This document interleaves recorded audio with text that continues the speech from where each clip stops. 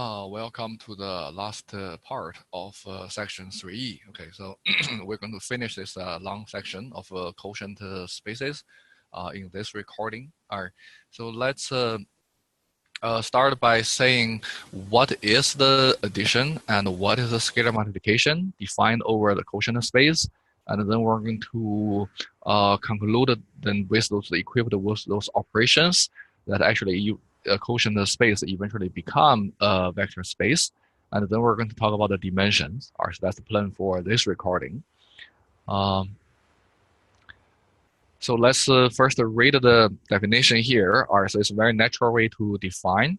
So let's suppose U is a subspace of V. All right, then remember then you have the U over V is a collection of all those affine subsets are written as some kind of V plus U there. All right, so we collect all of them. So that is in this quotient space U over V. All right. And then we can define the addition like this. So if there are two elements in this quotient space, then that means each of them can be recognized as a V plus vector V or plus U, and another W also vector from vector space V plus U. And when we add these two subsets together, right? So we have the V plus W, which you just add two vectors together, and then this vector plus the same subspace U. And the scalar multiplication, if you have a lambda times an element in this quotient space, that means lambda times this vector V plus the subspace U, then we distribute lambda on V. So I have lambda times V, then plus U. All right. So this is for NA V and W in V, vector space V, and NA lambda from the field F. All right, so this is our definition of how we define addition, how we define the scalar multiplication. All right, so it's probably not that hard to kind of came up with this kind of definition, right? It's pretty natural. Of course, you may ask should we when we add V plus U, W plus U, should we have a U plus U? But well, if you have a U plus U, that's still the U, right? There's no difference. Similarly, if you have the U there times a lambda, well, then that's not going to change anything, right? So that's still giving the U there. So that's why you only see one U on the other side. All right, so mainly we focus on building this new representative vector. When you add V and W, you get V plus W, and then we have lambda only distributed to V, give you lambda V. All right. So the next theorem here, 387, is basically saying now equipped with those operations, your quotient space V over U is actually a vector space. All right. So what we're going to do here is we're going to focus on checking. Remember the problem, as we said in the previous recording, is, well, the potential trouble for us is, well, you have the same set, same subset or same affine subset, but you can represent as a different V plus the same U there, right? So if we have the different representations, if this new operation give us the two operations we defined above give us different results after you perform the operations, then we'll be in trouble. All right. So we're going to focus on proof addition and the scalar multiplication are well defined. All right. So we're going to explain what we mean well defined. That means the result is independent of the choice of your V in front of that plus sign there.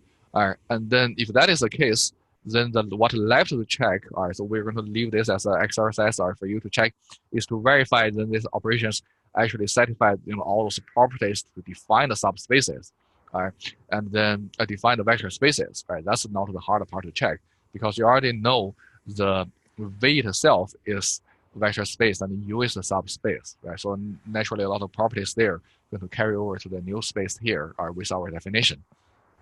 So all right, so we're going to focus on checking the two operations are well defined. So let's first prove. All right. So first we verify. Let's first verify the addition, right, is well defined. So what we mean addition is well defined? That means if you have something like v plus u can be represented as another way, like v hat plus u.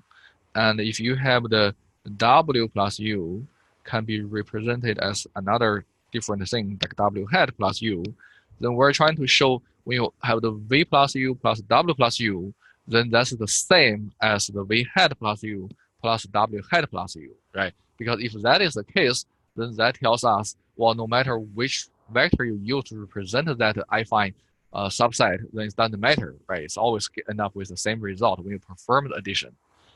Then v plus u plus w plus u, okay, this one, all right, this is equal to v plus w plus u. So this is by the definition of addition. All right, and of course, v hat plus u plus the w hat plus u, this is again or by the definition of addition we defined above. Right? So how can we tell us now what we want to show is this sum here, our v plus w plus u, is the same as the v hat plus w hat plus u, right? So how you're going to show the two, let me make it clear, right? So we need to show this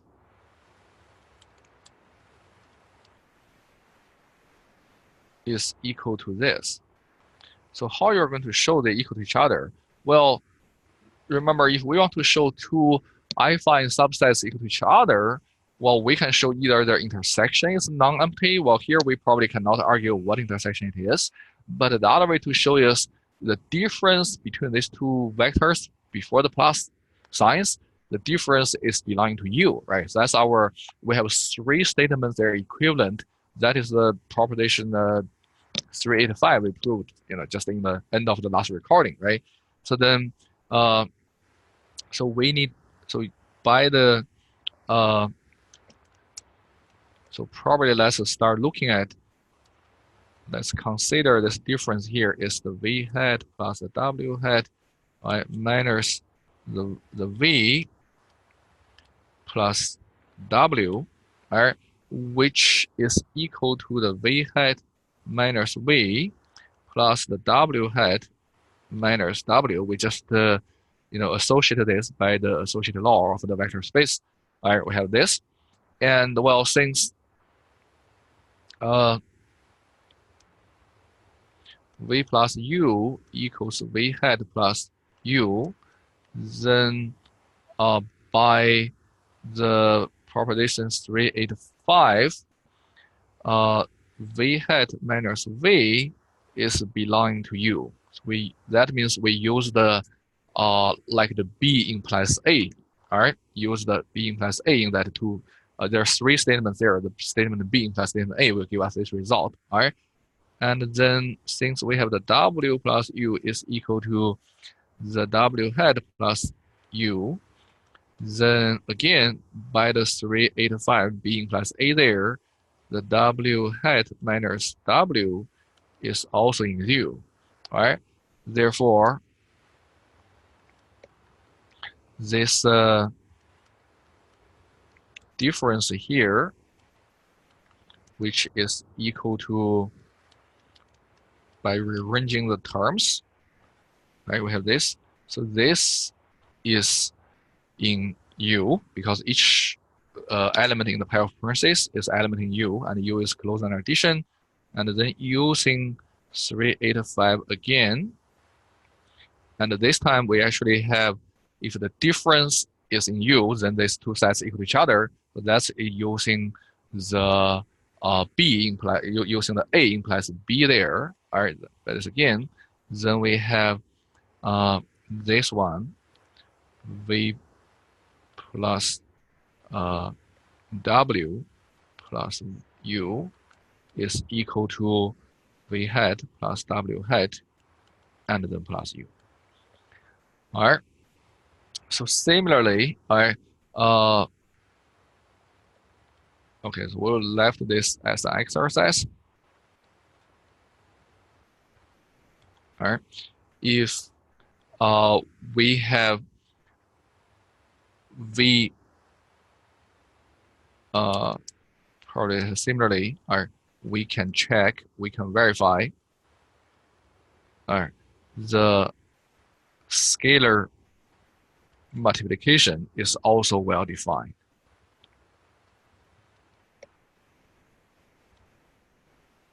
Is also well defined.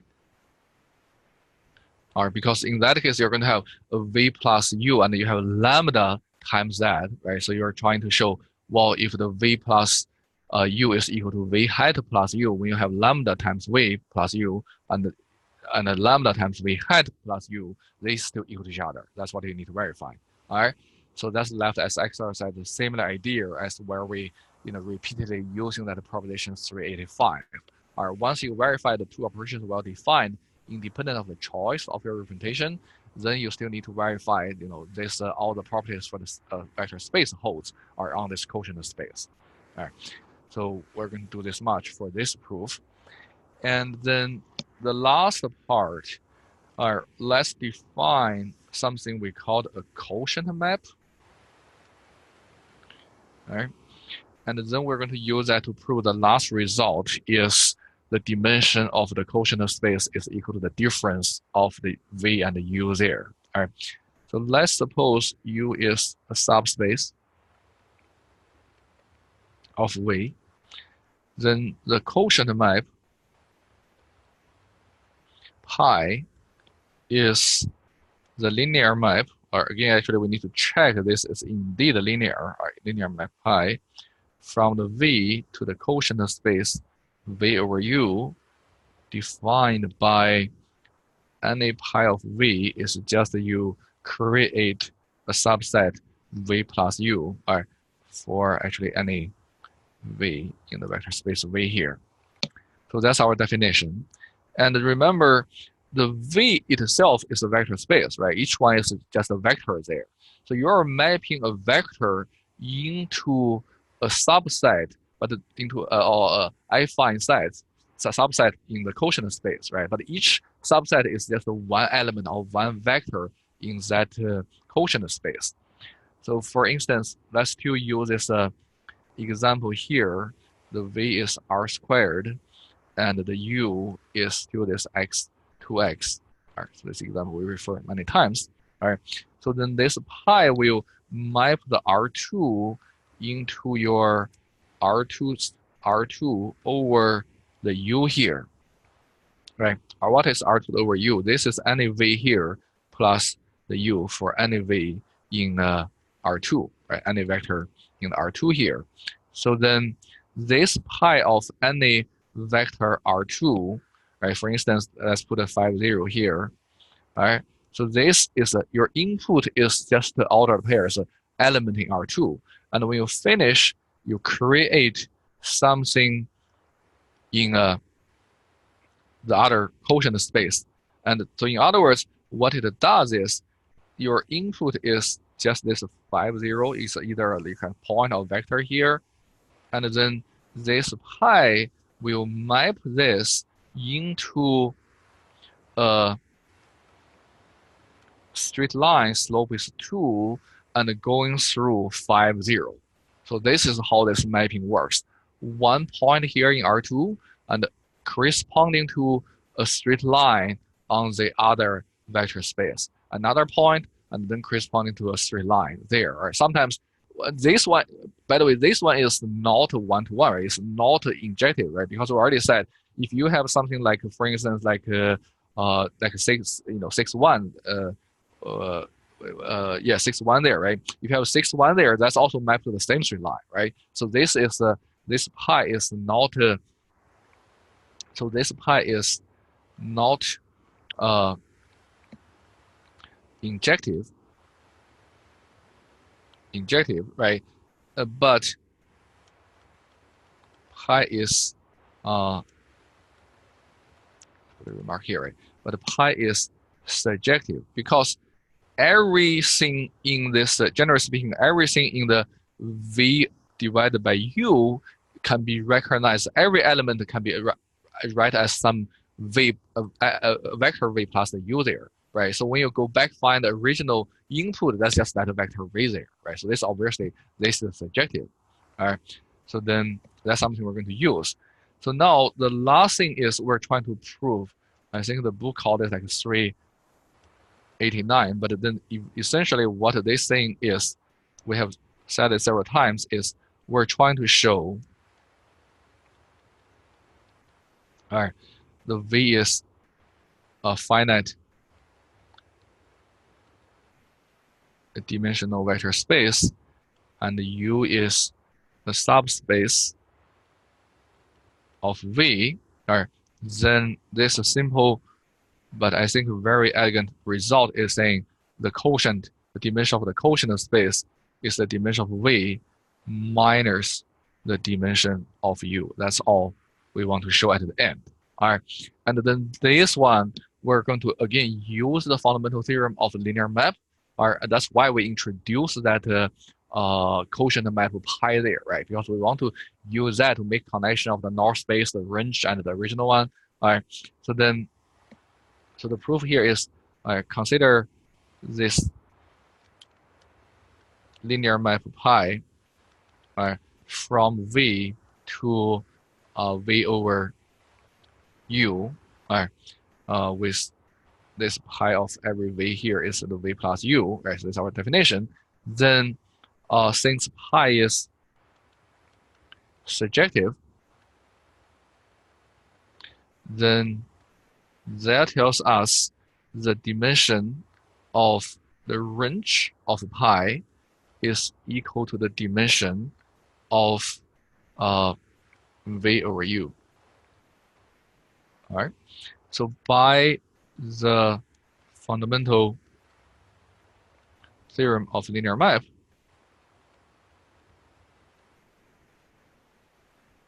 we have this. We have the dimension of the V, because this is the V here, is equal to the dimension of the null pi plus the dimension of the range of pi, right? And then, well, we know the dimension of the range of pi equal to the dimension of the V over U. So then the dimension, since the dimension of the range of pi is equal to the dimension of V over U, then we have the dimension of the V is equal to the dimension of the null pi plus the dimension of V over U, right? So then the only thing left to check is what is the dimension of null pi? And then to answer that, the first thing we have to ask ourselves and to answer is what actually is a null pi, right? So now let's make a claim here saying the null pi is equal to U. Why is that, right? So what is the null pi? Well, null pi is this, right? Because the null pi is equal to all the vectors V, because pi is from the V to V over U, right? So the null space is defined in the V, right? So it's V in the V such that what? Such that the pi of V is equal to 0, all right? So this is the 0 belonging to the quotient space. This is not the 0 in the V space, because your pi take any V to an element in the quotient space, right? So then further interpret this, what is a 0 in the quotient space? Well, 0 in the quotient space is 0 plus U, right? So then that's just pretty clear, in a vector space, if that 0 plus U is serves as an additive 0 right there. So that is 0 in the quotient space. And now, what is the pi of V, right? The pi of V is this V plus U. So what this tells us is, so this again, by the proposition 389, 85, right? 385. So 85. So this, if you have two things equal to each other, we said that means the difference of these two elements belong before the plus sign is belonging to U. So then that is V belonging to the U. So what is this? So that's why the null pi is just the U there. All right. So since null pi is equal to U, then remember, actually, like mark this the star here, right? Maybe just give a label here, right? We already proved the dimension of V is the dimension of null pi plus the dimension of the quotient space. Then this becomes, then the star becomes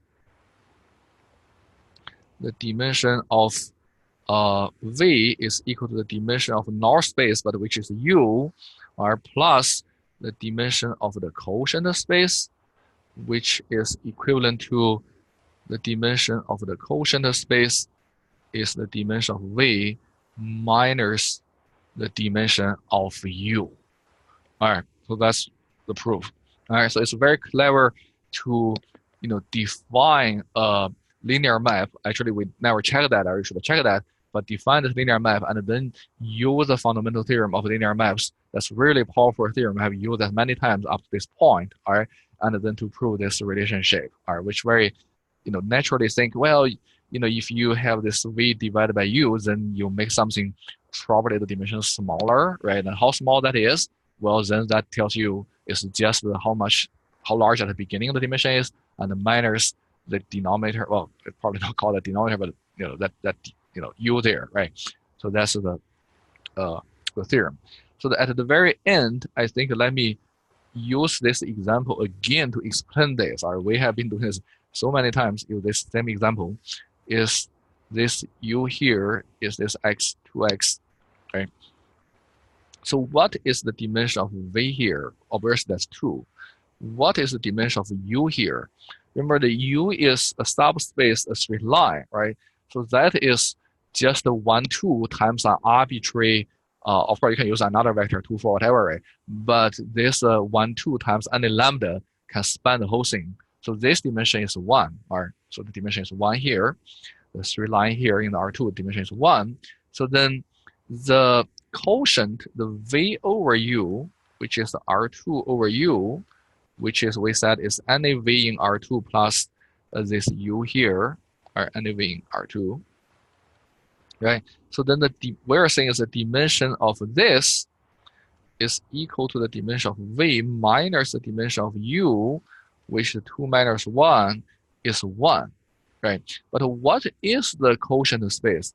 We said the quotient space is the vector space. The collection is all the elements of all those three lines. The slope is 2. So each straight line slope is 2 is one element in this quotient space, right?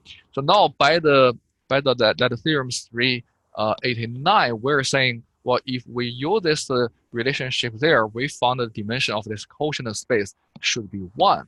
In other words, if the dimension of a vector space is 1, we should be able to span the entire vector space by using any non-zero vector in that vector space. So does that make sense, right? So if you have any vector here, all right, any non-zero vector here, and then can you actually span that? Well, the answer is yes, right? For instance, let's consider this like 1, 0 plus U, right? So this is a non-zero element in this V over U, right? So we're claiming is if you have this, so that's, and then we're saying is the span of this, we're saying the V over U is just equal to the span of this. Of course, we just use 1, right? You can anything vector here as long as it's not a 0, 0, right? So we're saying the span of this, which is basically the lambda times this, right? For any lambda in R, but remember the lambda times this is just the lambda times 1, 0 or plus U. This is how we define the scalar multiplication, right? So this is the same. And does that make sense? Well, the answer is yes, because think about this, right? Your U is this one here. Your U is this one. That's actually also serves your 0, 0 plus U, right? So that kind of like a zero element in this quotient space, right? So, well, lambda times 1, 0 gives you any possible vector along the R2, along the x-axis there, right? So lambda, so you could have something here, can write as lambda times 1, 0, you have another thing here, another thing here, another thing here, right? All these things. But each one, when you add this to the U, you basically shift the line to that position, right? And then keep going. So the lambda can cover every single point along the x-axis, lambda times 1, 0. And of course, lambda equal to 0, you also get the origin covered there. And then so every single point you draw a line slope equal to 2. So that's give you the entire thing of this quotient space. The collection of all the lines on the R2, the slope is 2. All right. So then that tells us this actually an example to show us how this works and enhance our understanding on the quotient space and the dimension of the quotient space. All right. So I hope this give us some a basic but also good understanding of the quotient space. All right, this is useful stuff in some even more advanced level, math classes. All right, so hope everyone enjoy the material in this section 3E. All right, this is a pretty challenging abstract section, especially when we talk about the quotient spaces.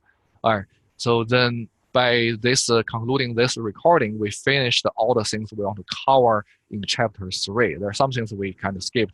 All right, but we're going to move to chapter 4, all right, to talk about polynomials, and then we still have the chapter 5 and some section in chapter 6 we're going to cover for the rest of the semester.